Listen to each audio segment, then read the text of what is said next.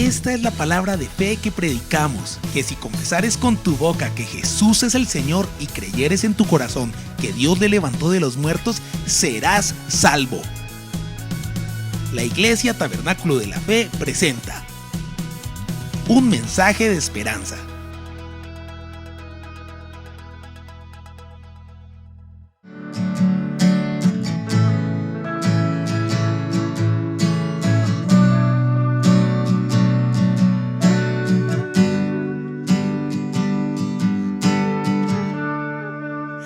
Acuérdense, la punta de flecha en nuestras nuevas generaciones, los jóvenes y los niños. Los astiles, mi generación o nuestras generaciones más adultas de jóvenes adultos. Y las plumas, que son los ancianos de la iglesia, las personas que traen madurez a la iglesia. Las puntas son las que van directo al blanco y causan el efecto que Dios quiere hacer en la generación. En nosotros los astiles damos fortaleza y dirección, y las plumas, recuerden, dan estabilidad. Por eso todos somos importantes, ¿no? Y hablando de eso, yo me ponía a pensar cómo conectamos todo eso que se habló, todo esto tan maravilloso de esa transición generacional que nosotros tenemos delante de Dios, garantizar la forma de hacerlo. Se nos ha hecho un llamado, el Espíritu nos ha llamado a hacerlo, nos ha capacitado, y muchas veces no sabemos cómo hacerlo. Y de hecho, algo que me preocupa hoy en día, además porque soy papá de puras flechas, claro, entonces, y de puras puntas de flecha. Y entonces yo me pongo a leer la estadística. Y ustedes saben que la generación millennials y la generación Z y los centennials, de hecho mi esposa todavía es millennial, mi esposa es millennial, del 81 para adelante, ¿no? Hasta donde están en nuestras nuevas generaciones. Los millennials y los centennials son llamados la generación de la depresión, la generación deprimida, ¿no? Es una generación deprimida, una generación que lo han escuchado también, que le llaman que es una generación de cristal, que no soportan el sufrimiento, que no soportan la adversidad, que son menos resilientes, esa palabra que está de moda, que tuvieron que pasar por una pandemia, los afectó, los efectos post-pandemia fueron más difíciles, el estar viviendo en las redes sociales que les da placer instantáneo, que gestionan la ansiedad y la adversidad a través de las redes sociales. Y de hecho yo he experimentado, a mí me encanta hablar con mi hija porque mi hija me mantiene al día. Mi hija tiene 17 años, con sus amigos, lo que ella habla, y ella llega a contarnos a las 9:30 de la noche cuando ya estamos cansados, pero toca, bueno, llega ya a contarnos todas las aventuras, todo lo que dicen. Lo increíble de esas generaciones, las cuales nosotros llamamos las puntas de lanza, es que no saben socializarse. Porque o han socializado, duraron mucho tiempo socializando, hicieron su vida social a través de las redes sociales, ¿no? Y siguieron haciéndolo de hecho. Usted le quita a mi hija o a uno de su generación el celular y eso es como encarcelarlos. La vaina es así, ¿sí o no? Y a los que tienen hijos de mi generación y chiquitos que dicen, no, con mi hijo no va a pasar eso. A ver, ya los veremos. Pasa. Cada vez hay una tendencia más fuerte a ese tipo de relacionamiento, y lo chistoso es que se dicen un poco de cosas por el celular y cuando se encuentran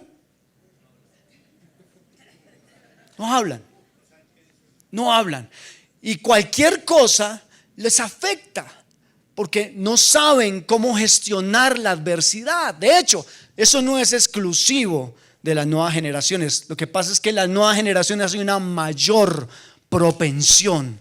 Las estadísticas son locas. Se dice que en Colombia cerca del 70% de los jóvenes han experimentado depresión, que el 44% de los jóvenes viven en depresión. Son estadísticas de Colombia y de la OMS. Y que las edades de mayor propensión a la depresión son de los 10 años en adelante. Esas son las puntas y las puntas de flecha con las cuales nosotros tenemos que trabajar. Y la pregunta es, no solo por las puntas de flecha, sino por todos nosotros, si realmente nosotros hoy estamos en la capacidad de enseñar, de ministrar a estas generaciones y a nosotros mismos sobre lo que significa la debilidad, la adversidad y el sufrimiento. Eso es lo que tiene destruida a las nuevas generaciones. Claro, nace de la falta del conocimiento de Dios. Eso es concluyente. Pero sabemos las definiciones, sabemos las conclusiones, pero somos a veces incapaces de trabajar con ellos esos procesos. Yo he tenido que aprender muchísimo con mis hijos. Y uno dice que las generaciones de nosotros sí fueron diferentes a las generaciones de ahora. Claro, tenemos las mismas pruebas, tenemos que experimentar los mismos procesos, pero la forma en que se está viviendo es diferente, la forma en que se está relacionando es diferente, la forma en que se está concibiendo el mundo es diferente. Y no podemos ignorarlo. Generalmente nosotros desde la adultez y la madurez nos paramos desde una posición de fortaleza. No sé por qué sufren, no sé por qué son tan débiles, pero no gestionamos con ellos ese cambio, no gestionamos con ellos esa enseñanza. Y es difícil porque la perspectiva en el mundo cristiano de la debilidad, de la adversidad y el sufrimiento muchas veces son malentendidos. Y lo que yo quiero hoy, con la ayuda del Espíritu de Dios, es sentar con ustedes bases. Yo no vengo a traerles la solución a su sufrimiento, no tengo la capacidad. No vengo a hacerles terapia, no vengo a darles los pasos para que pare de sufrir. Vengo a darles la perspectiva bíblica del sufrimiento, de la debilidad y de la adversidad, porque la necesitamos. Algunos seguro la saben. Permítame decir, solo quiero recordarles, porque sabe una cosa, la adversidad y el sufrimiento son permanentes. Y la iglesia, nosotros estamos pasando por un momento complejo de adversidad. Estamos experimentando debilidad, estamos experimentando desánimo, ¿o no? Siempre pasa, pero en el último tiempo se ha puesto la cosa un poquito más difícil. ¿Y de dónde viene eso? Vamos a trabajar en esa perspectiva. Vamos a pararnos en el huerto del Edén, ¿no es cierto? En el huerto de Edén estaba Adán. Dios creó al hombre perfecto, lo creó de carne y hueso, como somos tú y yo. Él no creó dioses autosuficientes. Dios creó al hombre dependiente de Dios. Dios no creó ángeles, o sea, que Adán sentía. De hecho, por eso le decía: coma del fruto de cualquier árbol. Sentía hambre, tenía necesidades, seguramente también tenía que ir al baño. Claro, seguramente sentía, porque Dios lo hizo sensorial, lo hizo hombre, no lo hizo Dios, que es lo que proclama muchas veces el humanismo y otras religiones. Y Dios, ¿y por qué Adán era fuerte? Es la pregunta. Adán era fuerte porque Dios estaba en él y Dios estaba con él, ¿o no? Sabía muy bien eso el diablo. Y el diablo dijo: ¿qué hacemos con Adán y Eva? ¿Cómo hacemos? El propósito de Satanás era separar ¿a quién? A Dios de Adán y de Eva. Ese era el propósito. Y no dijo: lo voy a tentar con comida.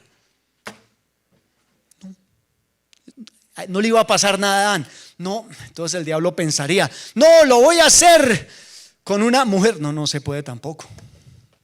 Solo había una mujer. No le iba a presentar una jirafa. No, solo había una mujer. No lo podía tentar por la parte sexual. ¿Sí o no? Envidia. No había más mujeres, no había más hombres. No estoy diciendo que las mujeres sean envidiosas. No había. La única manera era a través de hacerlo como lo hizo. desafiando la autoridad de Dios, y al desafiar el mandato y la autoridad de Dios, él iba a asegurar que Adán realmente se volviera un hombre totalmente vulnerable, porque el poder de Adán yacía en el Señor que estaba con él y que vivía en él. Entonces, cuando Adán peca, ¿qué se hace Adán? Absolutamente vulnerable y débil. Dios nos creó a Adán y Eva con necesidades, pero cuando pecó se hizo vulnerable y se hizo débil al haberse separado de Dios. Y adicionalmente a eso, cuando lo hace débil, introduce por el pecado Dios una palabra que no nos gusta a ninguno de nosotros: el sufrimiento. Y en Génesis 3 dice: multiplicaré, le dice a la mujer, multiplicaré en gran manera los dolores de tu preñez. Con dolor darás a luz a tus hijos y tu deseo será para tu marido. ¿No? Establece el sufrimiento dentro de la tierra. Es allí donde Dios nos dice a nosotros. Por eso nos dice, Dios permite la debilidad en nosotros como iglesia, como hombres para mujeres, para recordarnos que dependemos de Él. Porque lo más fácil sería, bueno, yo no entiendo por qué entonces, si yo soy salvo, si el Espíritu de Dios entra a mi vida, ¿por qué sigo siendo débil? ¿No? Sigo siendo débil. Sigo experimentando sufrimiento, sigo pasando por tanta adversidad que no me gusta.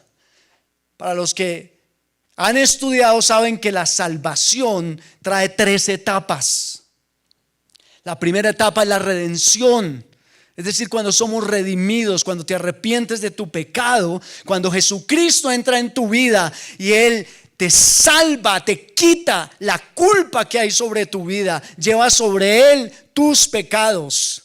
Pone el sello de su Espíritu en tu vida y empieza a trabajar la segunda etapa, que se llama la santificación. Y en esa etapa de la santificación, allí es donde la adversidad y el sufrimiento entran dentro del escenario de Dios y del hombre. Y la tercera etapa es la glorificación. Es cuando seremos llevados juntamente con Él, y ahí sí seremos cuerpos gloriosos. Por ahora no. Por ahora estamos en la segunda etapa. La humillación de Cristo cuando se hace hombre no consistió en hacerse pecaminoso. La humillación fue someterse, ¿no es cierto?, a este cuerpo vulnerable, con necesidades, débil, que siente dolor de cabeza, que se pega y le duele, ¿no? Eso experimentó Jesucristo, todas esas cosas. Mucha gente piensa que la debilidad es pecado.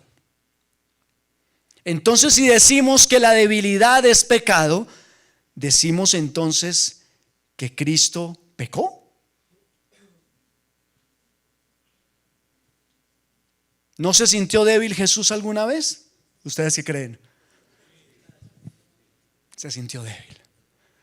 Se sintió débil.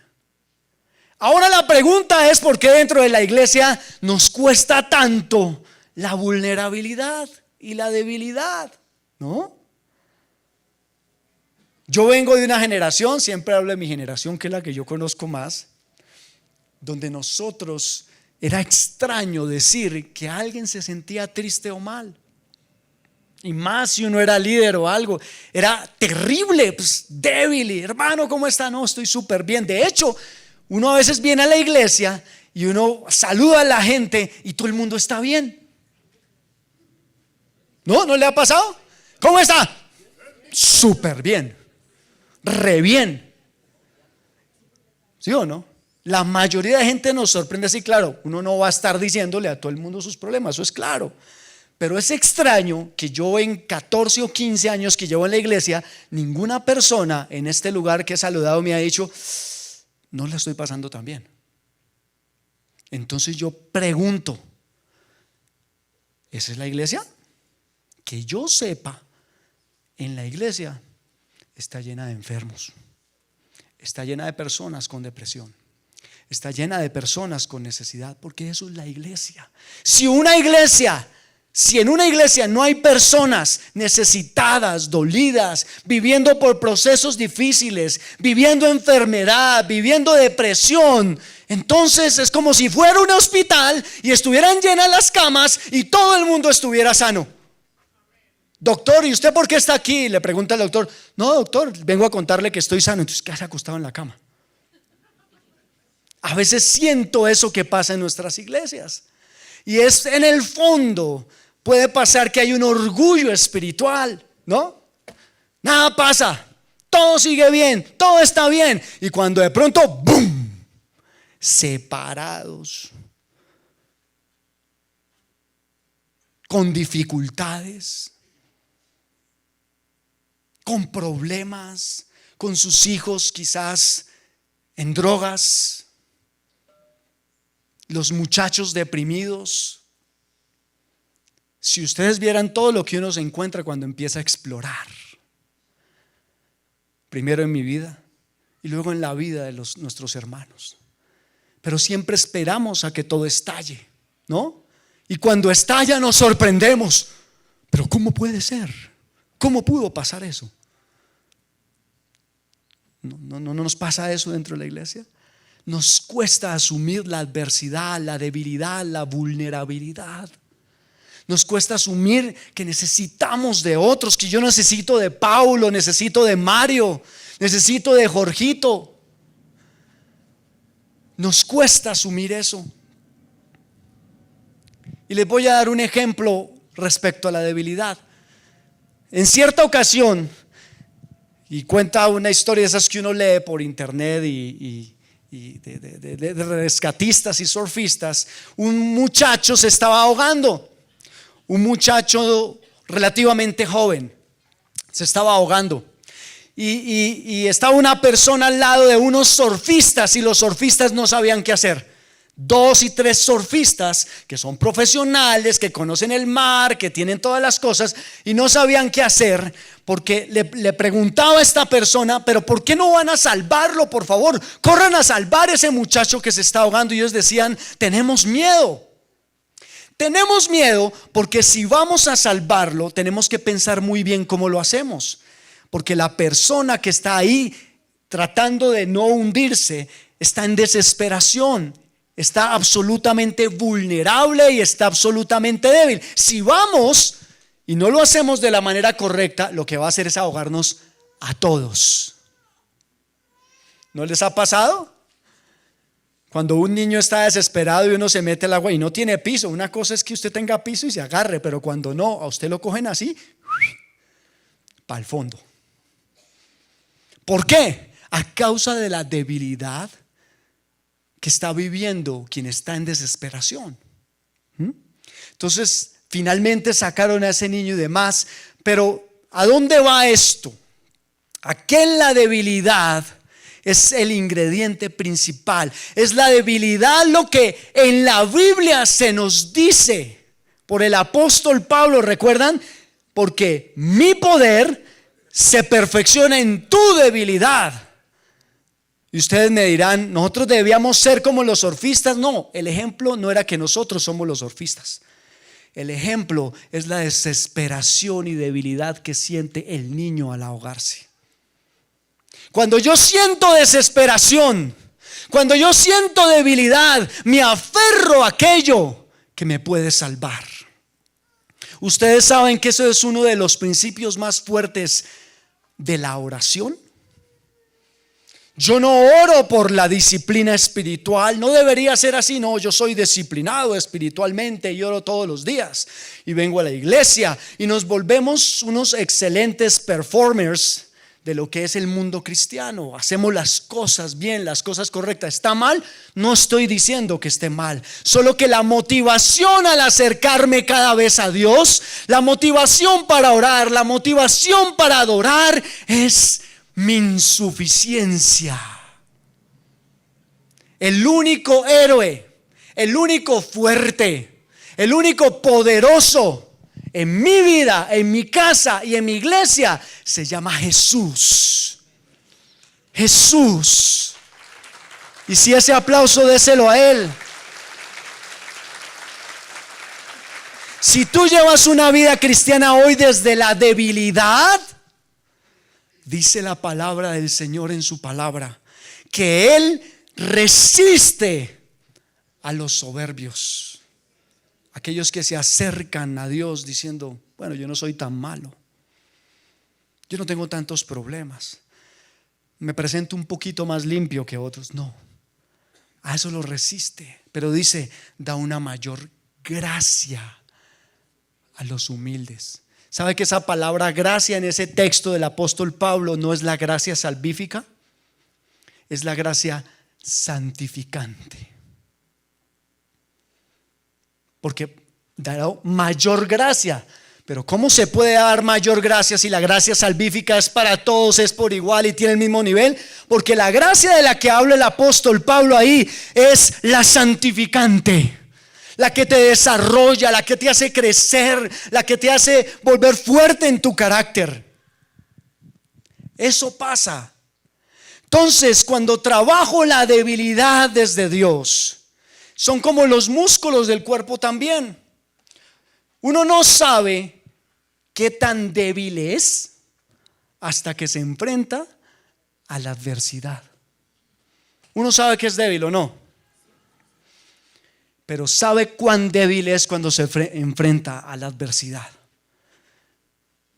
Y eso pasa, por ejemplo, cuando uno está en el gimnasio. Yo no sé si aquí todos harán gimnasio. Bueno, o ejercitan un músculo, o caminan una montaña, o suben unas escaleras, ¿no? Hay gente que sube las escaleras, piensa que es fuerte. No, yo subo. Sube las escaleras, se empieza a cansar, siente el cansancio en el pecho porque está cansado, pero no siente todavía los músculos, no, se cansa al final. Y termina, al otro día, ¿qué? Al otro día, principalmente, o las pantorrillas, o los abductores, o los isquiotibiales duelen. ¿Saben por qué? Porque nunca se ejercieron. Ahora déjenme decirles otra cosa. Cuando uno hace ejercicio, y eso me gusta, la debilidad, eso es lo lindo de la debilidad en el Señor, que genera dependencia. Así como se genera dependencia el ejercicio. Yo hago ejercicio 4 o 5 veces a la semana y paro, me voy de Navidad 15 días para Sogamoso, su persona. Y allá corro y sigo corriendo, pero no hago ejercicio, no ejercito los músculos. Y hay unos músculos que son más débiles que otros. Y cuando vuelvo, lo tremendo es que vuelvo a entrenar y es como si nunca en la vida hubiera entrenado. ¿No es cierto? Los que han hecho gimnasio saben lo que les estoy diciendo. Vuelve a doler como al principio. ¿Sabe cómo se llama eso? Dependencia. Eso mismo pasa en la vida espiritual. Eso mismo pasa porque no somos nosotros los que nos hacemos fuertes, sino es Él quien a través de esa comunión permanente me hace fuerte. Por eso no basta con el domingo venir a la iglesia a recargarse. Supuestamente hay gente que dice, yo voy el domingo a recargarme. ¿Qué está diciendo? Entonces, ¿qué hizo el resto de la semana? ¿Qué hizo? Está haciendo gimnasio cada 8 días. ¿Qué hizo? Vengo a recargarme. ¿A recargarse de qué? Cuando nosotros nos reunimos, venimos a adorar. Y claro, Él nos da y nos da y nos da. Pero si no lo hacemos, no importa cuán fuerte se forme tu carácter, cuán fuerte te pongas, en el momento en que te separas de Dios, empiezas a ser nuevamente absolutamente vulnerable. La debilidad siempre está, pero la vulnerabilidad te hace vulnerable al enemigo, te hace vulnerable a las malas decisiones, te hace vulnerable al sufrimiento. La debilidad me hace dependiente. dependiente de Dios. Por eso el apóstol Pablo no dice: uy, qué pecaminoso soy yo por ser tan débil, Señor. O ustedes le piden perdón al Señor: Señor, perdóname por ser tan débil. Yo le digo hoy al Señor desde la perspectiva bíblica: gracias por mi debilidad, Señor, porque me hace dependiente cada día de ti. ¿No? Me hace dependiente de tu presencia. Era lo que decía el apóstol Pablo: es que yo no me gozo, me gozo en las debilidades. Vamos a corregirle al hermano Pablo su teología entonces. ¿Cómo así que se goza en sus debilidades? Se goza en las debilidades, en las afrentas, en las necesidades, en las persecuciones, en las angustias. Porque dice, ¿sabe qué dice? Porque cuando soy débil, entonces soy fuerte. Porque él reconocía de dónde venía su fortaleza. Claro, nosotros sufrimos, y es una palabra que no nos gusta, el sufrimiento, y la adversidad sí que nos molesta. Y a las generaciones de las que estábamos hablando tenemos que enseñarle esto: que la debilidad es una bendición.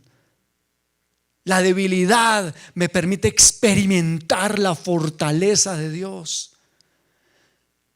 Que la solución no está en las redes, en la aceptación, en caerle bien a todo el mundo, en vivir feliz. No, la felicidad está en que Dios viva en mi vida y Él sea mi fortaleza. Él sea mi fortaleza. Es más, yo estoy en este momento pensando que yo ya no debería decir: Señor, yo quiero ser fuerte. No, Señor, yo quiero que tú seas mi fortaleza. Porque cuando nos ponemos nosotros de frente, dejamos a Dios atrás. Pero cuando soy débil, pongo a Dios de frente y yo me quedo atrás, y Él es como mi escudo y mi fortaleza. Muchas veces sufrimos por diversas razones. El mundo, y la principal razón del sufrimiento es el pecado. Por eso el apóstol Pablo dice que la tristeza que es según Dios, la que se va según Dios, produce arrepentimiento para salvación, pero la que no es de Dios, ¿qué produce? Muerte. Por eso hay que ir a enseñar, a discipular, para que el sufrimiento que viva el mundo no sea el sufrimiento que produce muerte, sino sea el sufrimiento que produce vida. Y cuando estamos viviendo el sufrimiento de Dios, es muy diferente. El apóstol Pablo dice en 1 Corintios 10:13 que Dios no nos dejará ser probados, no nos dejará sufrir más allá de lo que yo puedo soportar, sino que juntamente con la prueba me dará la salida. ¿Oh? Pero si sufres en el mundo, vas a experimentar depresión. Por eso más de 400 millones de personas, creo que es la estadística, se suicidan en el mundo al año. Es impresionante, porque ese sufrimiento no solo produce la muerte aquí en la tierra, sino la muerte eterna. Sufrimos por el pecado de otros porque me hacen daño. Sufrimos por las pruebas que son en Dios. Pero ese sufrimiento es un sufrimiento que nos forma, porque si no sufrimos, si no vivimos la adversidad, seguimos siendo niños. ¿No es esto que los niños lloran por todo? ¿Por cosas simples? Y hoy en día, por algún motivo, razón y circunstancia, nosotros no queremos dejar sufrir a nuestros hijos. Queremos sacarlos de la adversidad. Queremos sacar de la adversidad a las nuevas generaciones. Es que no quiero que sufra tanto. Y entonces, ¿estoy siendo bíblico o no? No quiero que mi hijo sufra. Claro, no quiero que tu hijo sufra por el pecado, pero va a tener que sufrir la adversidad. Y es a través de la adversidad donde el carácter es formado. No. Es a través de la adversidad donde te haces perfecto y maduro según Dios. Señor, es que yo quiero ser más como tú. ¿Qué acabas de pedir? Señor, yo quiero ser más como tú. Adversidad. Llore al Señor. Yo soy un tipo muy impaciente. Ya soy un poco más paciente. Acelerado, ustedes se dan cuenta. Acelerado. Señor, hazme más paciente. Y me mandó 3 hijas.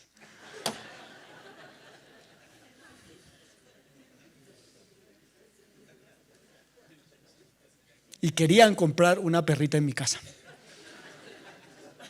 Porque es que en mi casa yo vivo con mis 3 hijas, mi esposa y la señora los sábados lleva a la hija.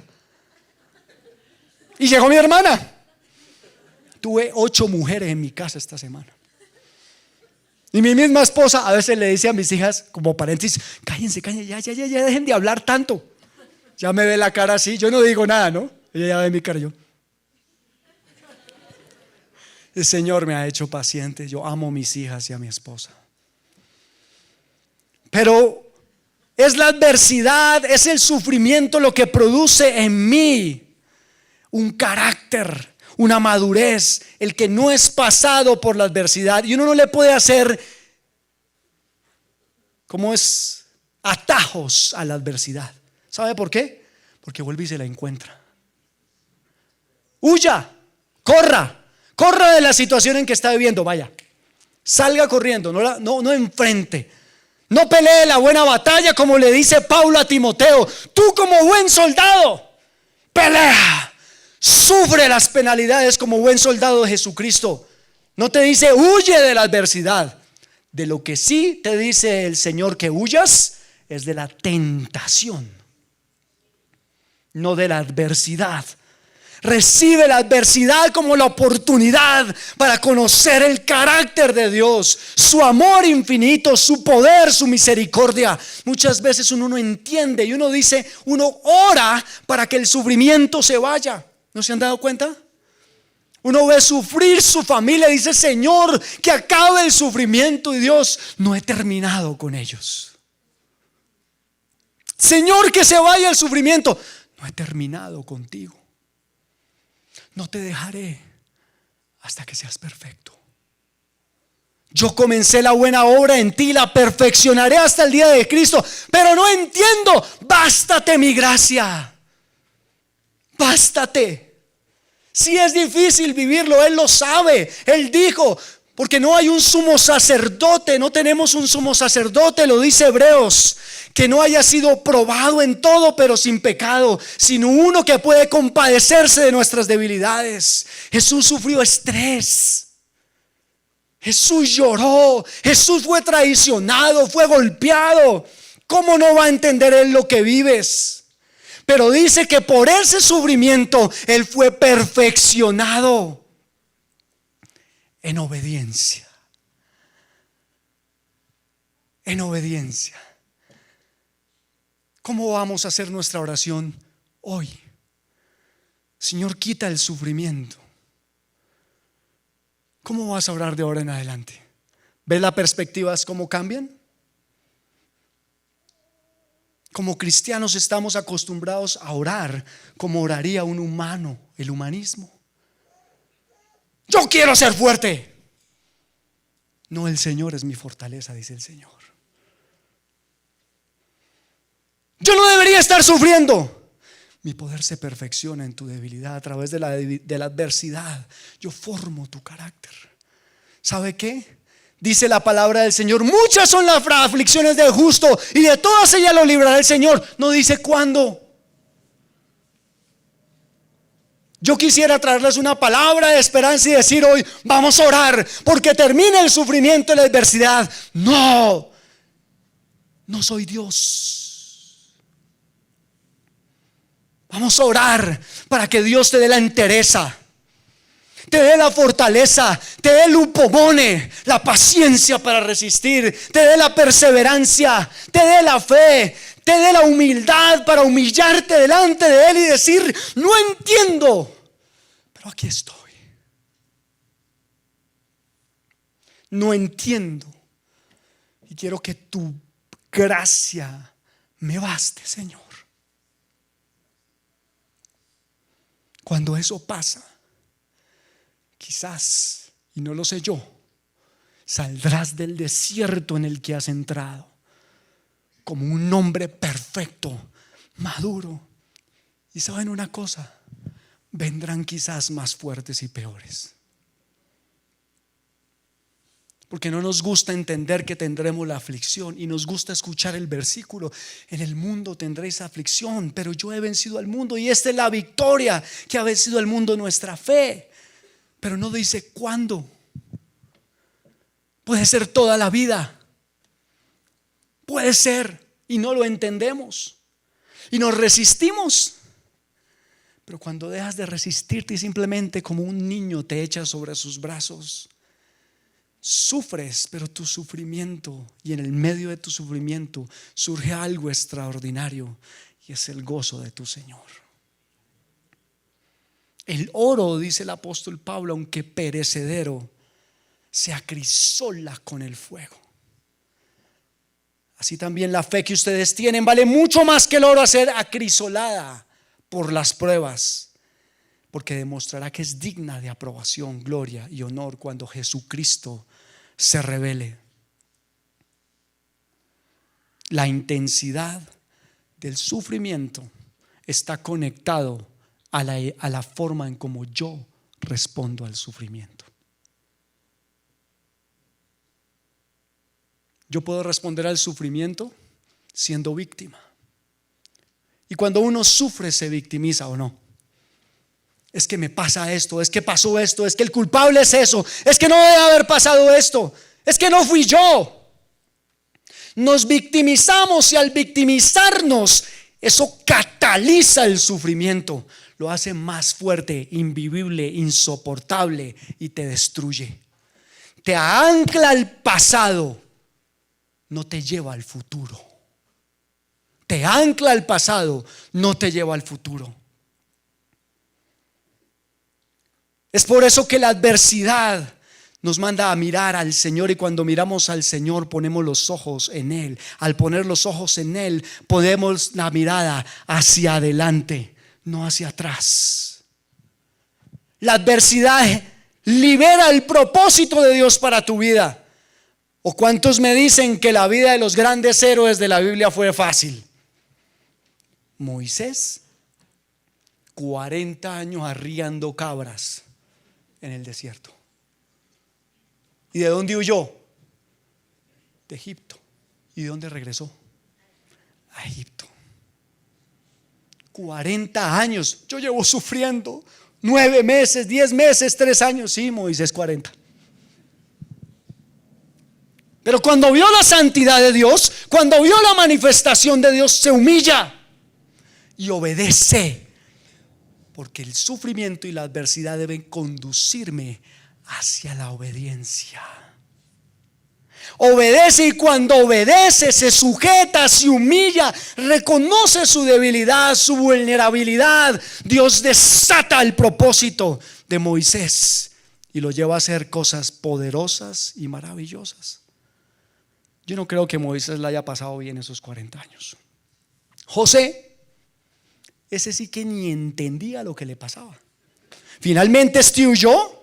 Y huyó, ¿por qué? Porque mató a un egipcio y le dio temor de muerte. José, sano, ahí sí como dicen, yo estaba sano y me metieron en un foso y me vendieron, y yo sano. Más encima me llevan, me ponen de esclavo, después me tratan de violador, me meten a la cárcel, dicen unos señores que me iban a sacar, tengo que esperar 2 años más porque no se acordaron de mí. ¿Usted creen que es fácil? José. ¿Sabe qué es lo que me gusta de la historia de José? Que nunca se le vio una mala actitud. ¿Ustedes leen? No dice nada. Moisés por lo menos se quejaba. José no. Nunca lo hizo. Solo esperó. Y leí en mi última predicación donde lo puso el Señor. La adversidad y el propósito forman el carácter, acrisolan mi fe, me hacen crecer y me desatan el propósito de Dios para mi vida. Y uno dice, no, pero es que esos eran cosas muy espirituales. No lo lleves tan arriba, llévatelo a tu situación hoy.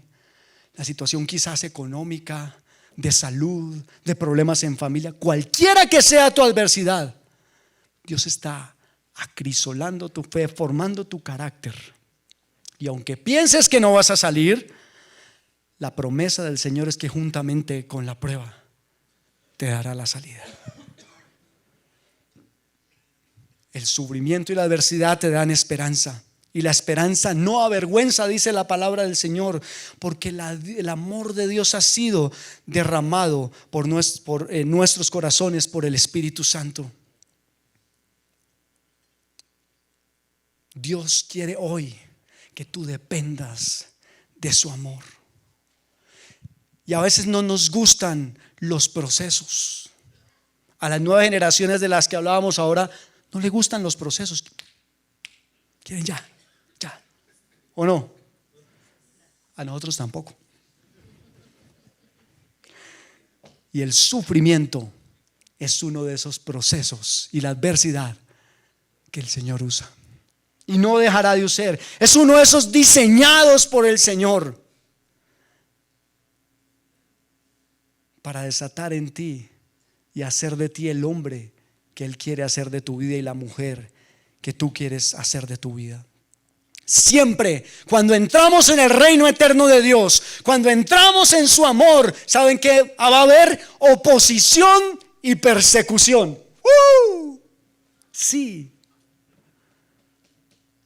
Quiero ser más como tú, cantamos. Yo quiero ser como tú, Señor. Adversidad. Yo quiero ser como tú. Quizás enfermedad. Señor, yo quiero ser un vaso de tu amor. Pruebas. Yo quiero ser como tú. ¿No? Pero eso no son solo las noticias, es iglesia. Hay una historia maravillosa, y con esto termino, de la adversidad, el sufrimiento y la debilidad. Espero que haya estos minutos cambiado algo, un poco, porque este tema es inmenso, inmenso. Yo solo lo toqué así por encima, pero que haya cambiado la perspectiva de quién es Dios, lo que quiere hacer en las nuevas generaciones. Y si no le enseñamos esto a las puntas de la flecha, entonces ¿quién va a discipular las naciones? A mí como mucho, digo yo, el Señor, si el Señor lo permite, me quedan 40, 45 años, no sé. Necesitamos que esas nuevas generaciones entiendan la debilidad según Dios, la adversidad, el sufrimiento, para que no salgan corriendo cuando los persigan, cuando se burlen de ellos en las universidades, cuando les digan que son unos imbéciles por creer en semejante babosada, cuando los reten a no seguir siendo puros, sino acostarse con todos los hombres y mujeres que hayan, y corren de la adversidad porque sufren. Serán ellos la punta de lanza para discipular las naciones, y nosotros los que le demos dirección, y los ancianos quien le den la estabilidad. Y en la iglesia quisiera ver más vulnerabilidad. No que se vengan a quejar todos los domingos, no. No es eso. Vulnerabilidad. De que cuando de verdad alguien esté necesitado, digan, ¿saben qué? Ora por mí. No importa si eres líder, aun si eres pastor, ora por mí. Necesito que me levanten las manos. No las puedo levantar solos. Hay momentos en que uno no puede, simplemente no puede. Y me gusta en Éxodo 17, cuando sale el pueblo de Israel a poseer la tierra prometida, aún Dios les dijo, no entren tan rápido y no la posean tan rápido. Increíble, ¿sí o no? Porque las bestias los pueden destruir. ¿Cómo le parece eso? Y estaban heredando la tierra que fluye leche y miel. Y también les dice, y tendrán que pelear contra el Heveo, el Jebuseo, ¿no es cierto? Y además, los primeros adversarios que aparecen son los amalequitas. Leía eso con mi esposa y mi esposa me lo compartía en estos días. Yo me fascinaba y me acordaba de eso y le dice a la iglesia, como iglesia necesitamos eso. Y dice que Moisés levantaba sus brazos y cuando levantaba sus brazos el pueblo de Israel prevalecía. Pero cuando Moisés los bajaba perdían la batalla. Y dice que Aarón, de hecho Jocabed era la mamá de Aarón. Jocabed que se nos presentó ahora. Aarón y Hur pusieron una piedra, lo sentaron y le levantaron los brazos para que prevaleciera el poder de Dios. ¿Sabes una cosa? Necesitamos muchas veces que alguien levante nuestros brazos en medio de la adversidad. El sufrimiento genera todo lo que hablamos, pero no estamos solos. Tenemos el Espíritu de Dios que ha derramado su amor sobre nosotros, que nos da el poder, que nos genera la dependencia. Pero Él ha dicho: sobrellevad las cargas los unos de los otros. ¿Quién necesita hoy en este lugar que le levanten las manos? Mostrar vulnerabilidad y decir: no puedo, ayúdame. Sabemos que el orar por ellos, el levantarle por ellos, no los va a sacar del problema, pero les va a dar esperanza, les va a dar fortaleza, les va a dar discernimiento. Cuando alguien esté sufriendo en debilidad, pidan por eso. No sea que ustedes estén oponiendo al trato de Dios sobre la vida de tu hermano. Qué difícil esa perspectiva, ¿no? Es muy complicada. Ora por paciencia. Ora para que el Señor le fortalezca, para que forme el carácter. Quizás, Señor, ten misericordia que esa prueba no sea tan larga. Sé que eres fiel con Él. Y no dejes de orar por esa persona. Una sola oración no basta. Permanece orando. Permanece orando por tu pastor, por los pastores de la iglesia. Levántenle los brazos. Ahora yo no les voy a decir que vengan y se lo levanten físicamente. Ahora la manera de levantarle los brazos es sosteniéndolos con la oración. Cuando Jonathan sale en los videos y cuando dicen aquí: por favor envíen sus peticiones de oración, debería esto tener una canasta así, llena de papeles, y no sabemos qué hacer. Preparemos gente, traigamos intercesores, porque hay mucha gente que necesita. Pero la realidad es que se llena una canastica así. O ustedes no necesitan que le levanten los brazos. Yo lo necesito, oren por mí.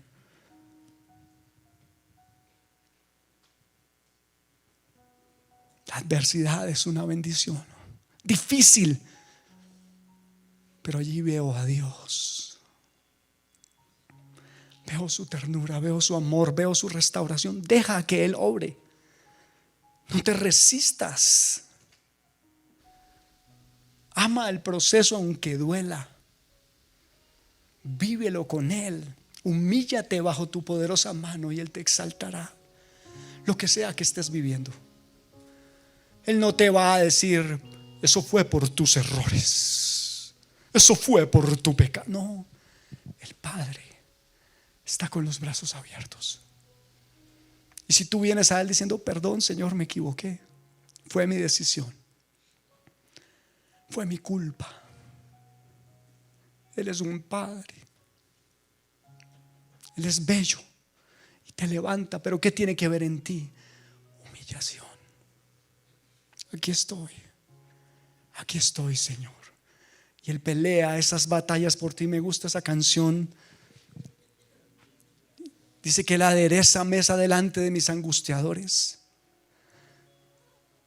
Quizás el enemigo, como a Eva, te condujo a una mala decisión, pero le ha enviado a Jesucristo, nuestro abogado, delante del Padre, para restaurarte y levantarte, hacer que tengas la capacidad de ser punta de flecha, de ser astil o de dar dirección en las plumas que lleva esa flecha, que penetrará las generaciones y disipulará las naciones y cumplirá el propósito de Dios. Póngase de pie, por favor.